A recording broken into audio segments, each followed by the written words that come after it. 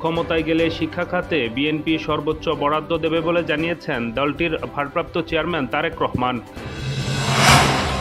বিমানবন্দরে আগুনের ঘটনা খতিয়ে দেখবে 4 দেশের বিশেষজ্ঞ দল, জানিয়েছেন স্বরাষ্ট্র উপদেষ্টা জাহাঙ্গীর আলম।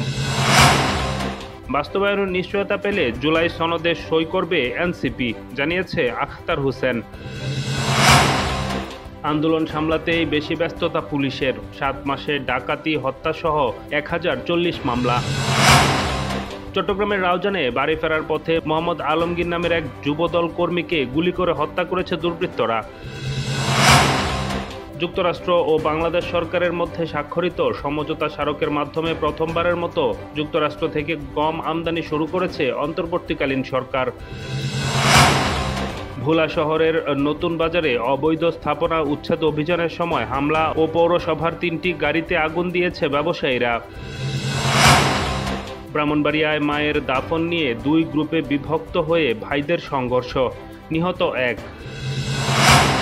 আবারও প্রেসিডেন্ট নির্বাচনে লড়ার ইঙ্গিত দিয়েছেন কমলা হ্যারিস।